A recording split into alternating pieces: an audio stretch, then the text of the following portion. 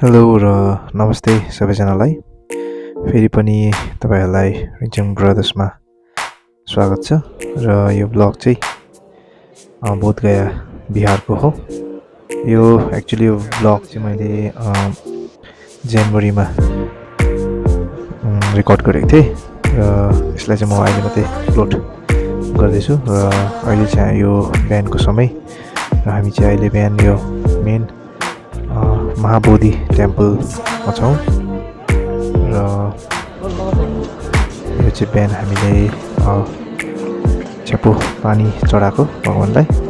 This one of brother कुञ्जङ के गर्नु आँटेको भन्नु हुँदैन आँटेको छेउछाउले भन्दा नि अब यो लगाएर बिहानै हामी चाहिँ जुन चाहिँ गुस्सो पानी घरमा छिप्नुपर्छ त्यहाँ पनि छिप्नु चाहिँ भगवान्लाई पानी चढाएको बिहानै प्योर फर्म हो पानी चाहिँ। अन्त this temple it is famous as it is the place where Gautam Buddha is said to have attained enlightenment under the Mahabodhi tree.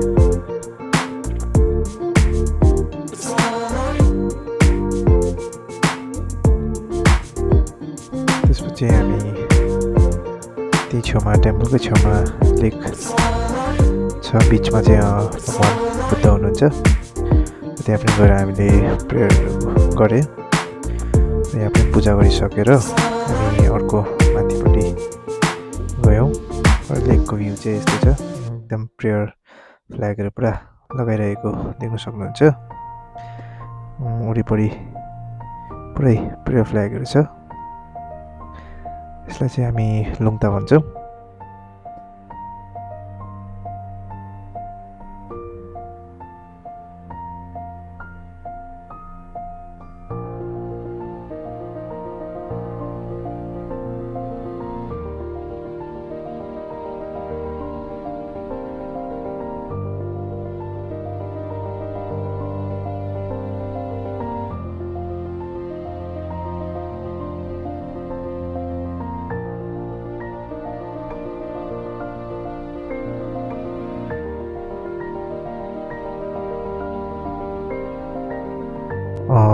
यो टेम्पलमा चाहिँ तपाईँहरू ओल्ड स्कल्पचर्सहरू यसरी अहिलेसम्म मेन्टेन भइरहेको देख्न सक्नुहुन्छ।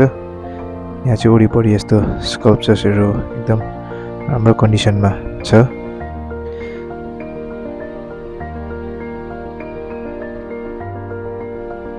र यो टेम्पलमा चाहिँ हिन्दू र बुद्धिस्ट दुईजना यसरी धेरै आउने गर्छ। र टेम्पलको मेन भित्रपट्टि चाहिँ यो भगवान् बुद्धको स्ट्याचु छ र यहाँभित्र चाहिँ यसरी भक्तजनहरू गएर पूजाहरू गर्छौँ। यो चाहिँ मेन टेम्पलको भित्रको स्ट्याचु हो।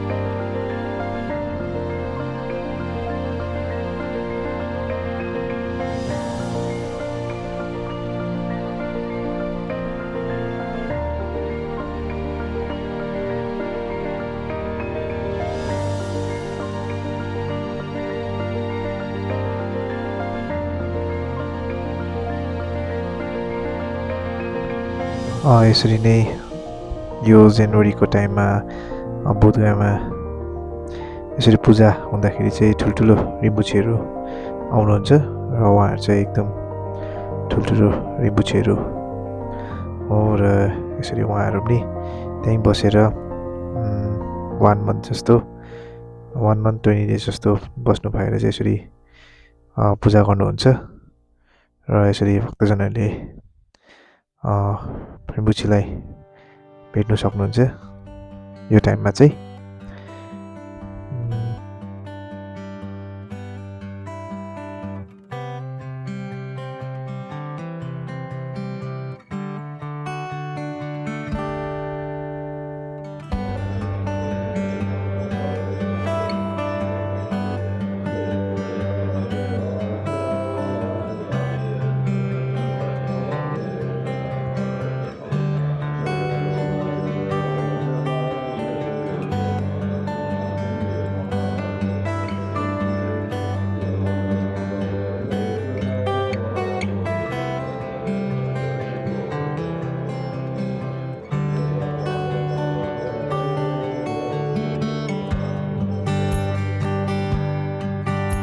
नेक्स्ट डे चाहिँ हामी अटो लिएर बोधगयाको इन एन्ड अराउन्ड अरू जग्गाहरू पनि छ त्यहाँ गयौँ।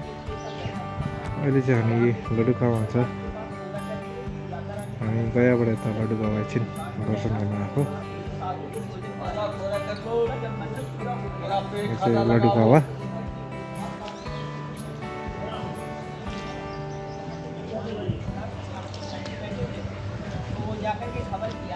उहाँले चाहिँ भन्दो रहेछ यहाँको बारेमा कथा। 1001 गाय से ओमा निकाल करके खीर बनाएगा और खीर बना करके उसको भगवान किसी साधु को खिलाएगा। तो 1001 गाय से दूध निकाला और एक गाय को निकाला, दूसरा गाय को पिला दिया, दूसरा गाय को ऐसे कर करके दूसरा गाय को पिलाया, तीसरा से निकाला, इस तरह से निकाला और निकाल के बाद लास्ट गाय 1001वां गाय जो निकाला तो उसमें से दूध निकाल करके ओमा बनाया और सोने के थाल में ला करके भगवान को इनवाइट किया। भगवान बहुत दिन से खाए पिए नहीं थे, ये सब नाश नाड़ी एकदम सूख गया था। वो किसी तरह से 49 ग्रास में अंदर ग्रहण किया खीर को। उसके बाद जब वहाँ ग्रहण किया तो थाल सुजाता को देने लगा, तो सुजाता लेने से इनकार कर दिया, डिनाई कर दिया। तो बोला कि हम तो ये दान में दे दिए। भगवान लेकर के वो बोला, भगवान बोले कि ये तो हम ये जंगल में लेकर के जब घूरेंगे तो हमको सब तो डाकू लोग हमको तंग करेगा। भगवान ले जाकर के बगल में नदी है नाराजारडम, उसमें थ्रो कर दिया, फेंक दिया।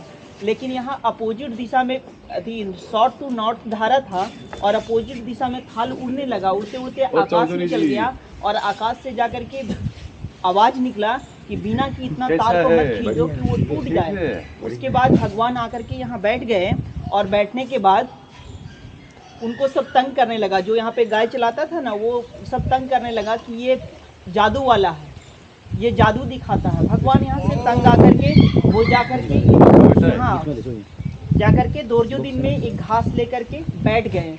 बैठने के बाद वहाँ पे 49 ग्रास में यहाँ ग्रहण किया था और 49 ग्रास में ग्रहण किया था और ठीक 49 डेज में उनको इनलाइटमेंट मिल गया, ज्ञान की प्राप्ति। तो यहाँ के राजा उर्मिला का से बोला कि वो ढोंगी है, झूठ बोलता है, यहाँ 6 साल बैठा तो ज्ञान की प्राप्ति नहीं हुआ और 2 दिन में 49 डेज में ज्ञान की प्राप्ति हो गया। ये कैसा ज्ञान की प्राप्ति वो प्रचार कर रहा है। भगवान को इन्वाइट किया, इन्वाइट करने के बाद बुला करके इस गड्ढे में नारा जरा डम्ब ये ला करके गड्ढे में, ये नेमासुम है, भगवान को 3 दिन इसमें बंद किया था। ला करके गड्ढे में भगवान को बैठा दिया और अपने 500 सैनिक को बोला कि जाओ और एक सर्प लाओ, विषैला सर्प। तो यहाँ पे मोचलिंदा एक गांव है जहाँ सफेरा लोग सर्प पालता था। वहाँ डिंडोरा पीट करके कहा कि यदि कोई सबसे विषैला सांप रखा हुआ है तो वो हमको दो। तो वो ढिंडोरा पिटाया तो वहाँ पे जो सबसे विषैला उस गांव में जो सर्प था उस सर्प को दिया। उसके बाद वो सर्प ला करके नेमासुम में ला करके गड्ढा खोदा और गड्ढा खोद के साइड से सुरंग बनाकर छोड़ दिया और अपने 500 सैनिक को बोला वो सर्प दे करके बुद्धा भागेगा ना तो तुम लोग पत्थर मारना। तो जो भी पत्थर मारा सब मेदो हो गया, एज लाइक फ्लावर। 3 दिन बाद सोचा बुद्धा मर गया होगा, बदबू दे रहा होगा। उसके बाद वो खोला तो देखा कि भगवान ध्यान मग्न है, और जो सत काटने गया था वो गम्बुलुठू की तरफ प्रोटेक्ट कर लिया, छाया कर लिया। ये देख कर के उन्हें पैर पर गिर गया और बोला कि आप सचमुच में एक ज्ञानी पुरुष हैं और भगवान हैं। उनसे आकर्षित हो गया, उनके चेहरे पर तेज आ गया था उस समय, क्या है कि इलाइटमेंट मिल चुका था, और वहाँ से वो ज्ञान की प्रकाश फैलने लगा कि ये भगवान हैं, और ये ज्ञान का जितना उपदेश भगवान बुद्ध ने दिया था, सब हर पॉइंट पर सब लोग आकर्षित होने लगा। धीरे धीरे सब उनका पॉइंट को मतलब देखने लगा और उस पॉइंट पर चलने लगा। चलते चलते एक दिन ऐसा हुआ कि ये मगध जो साम्राज्य था, शांति की पहर यहाँ दौड़ चली। यहाँ सब लोग समृद्ध और शांति बन गए। तब जाकर के यहाँ से पहचान करने लगे उत्तर प्रदेश की तरफ। जाकर के वहाँ पहचान किया तो वहाँ भी उनका जो थॉट था, उनका थॉट पर जब वहाँ के व्यक्ति लोग चलने लगे तो वहाँ भी शांति प्रचार होने लगा। इस तरह से पूरा विश्व में आज बौद्ध का प्रचार हो गया, और जहाँ बौद्ध का प्रचार है वहाँ पे आज भी शांति कायम है। जैसा कि आप लोग ने खुद महसूस करता होगा कि हम भगवान के स्थान पर जब जाते हैं, या मेन टेम्पल में गए होंगे, या कहीं भी बौद्ध के स्थान में गए होंगे, कितनों भी हलचल रहेगा, लेकिन वहाँ पे जो मेन स्थान है वहाँ पे शांति अनुभव होता है। ऐसा होता है ना। आप लोग पूजा कीजिए, यहाँ पे 6 साल बैठने का मोलम कीजिए, मोलम छाती। योगेश्वरी में कितने साल बैठा था? वहाँ पे 6 मंथ। ऐसा है कि हीनयान और महायान 2 यान है। तुम लोग पत्थर मारना, जो भी पत्थर मारा सब मेदो हो गया, इसलिए फ्लावर। 3 दिन बाद सोचा बुद्धा मर गया होगा, बदबू दे रहा होगा, निकाल के देखा तो भगवान ध्यान मग्न है, और सर काटने गया था वो गम्बुलुठू की तरह छाया था। जी यही की बात है। पूजा करो, मोलम छातो, माथा टेक लो आप लोग।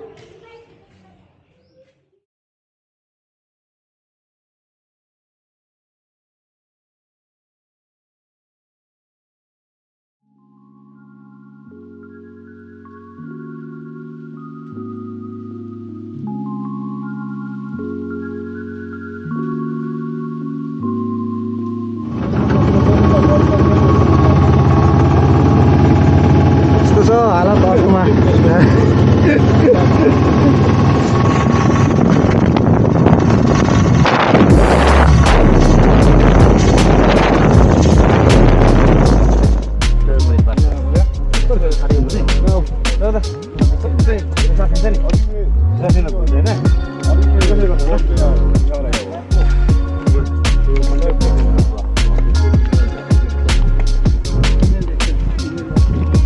हामी पाल्देनछौरीमा आइपुगेको छौँ र हामी चाहिँ उकालो एकछिन हिँड्नेछौँ। त्यहाँदेखि चाहिँ अलिकति माथि दर्शन गर्ने जग्गा।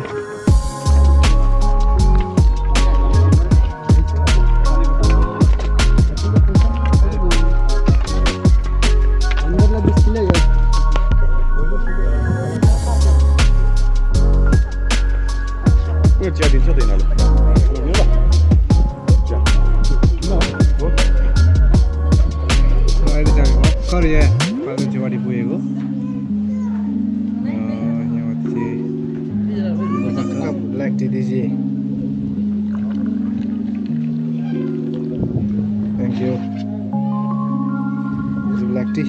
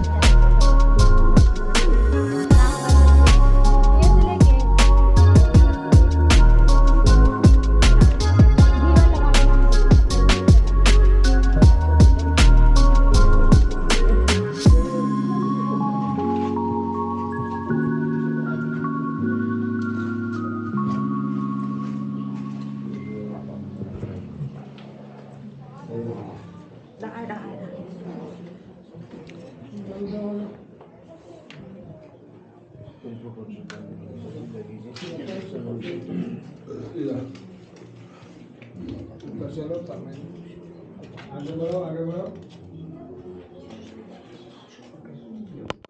चाहिँ कोइनहरू टालेको रहेछ भित्तामा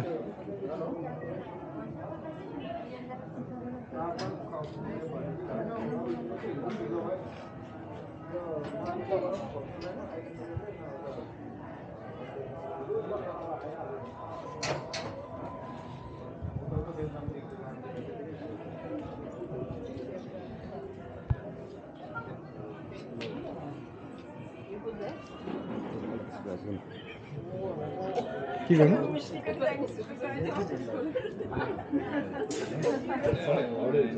के गर्नु खानु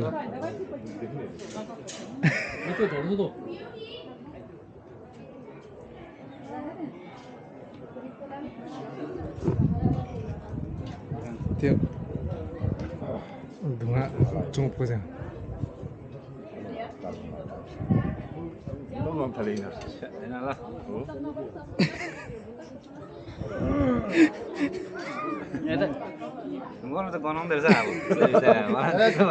त्यो त्यसै नभरेको त यसो गरेन तपाईँले यसो गरेन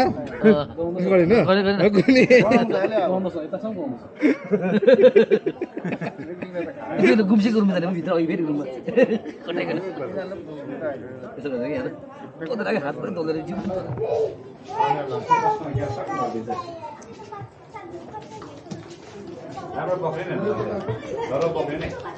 ये शमशान घाट है। 8 शमशान घाट में एक ये भी है जिसका भूटान भाषा में ने बोला जाता है। ने 8 ने में एक ये भी एक ने है। यही है। यहाँ तो कुछ भी नहीं मिला बुद्धा भगवान का। यहाँ सिर्फ 6 महीना बैठा। अच्छा बाल नाखून बढ़ गया तो दन जलाया। बुद्धा भगवान को अपना शिष्य को गीता को खिलाया। यहाँ से गया झाड़ जंगल से बुद्ध गया जहाँ सुजाता गढ़ बोलते हैं ना। और सुजाता नाम का कोई ग्वाली कलर के एक दाना चावल के मिट्टी के प्याला में खीर बनाकर खिलाया तो वहाँ ज्ञान प्राप्त मिला। वहाँ 6 साल बैठा। यही है। ये जगह को दिखा रहा है वीडियो कॉल। वहाँ जाने के समय बाल नाखून ऐसे काट के इधर गया पर गुफा कि आते समय नहीं यहाँ से जाते ना गुफा 6 महीना गुफा बैठ के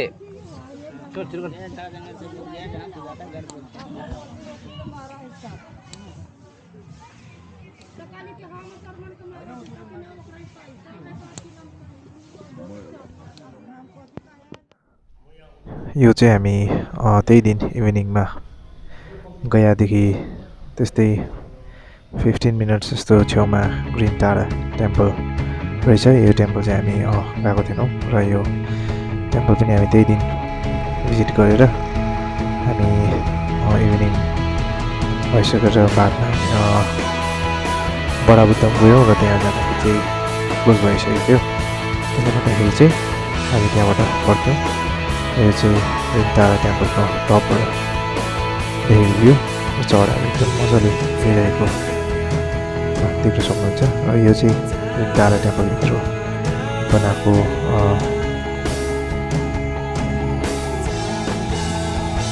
So again, if you are new to the channel, please do like, share and subscribe. यो vlog चाहिँ यहीसम्म। I will be back with another episode of another place. So until then, see you next time. Bye bye. Take care.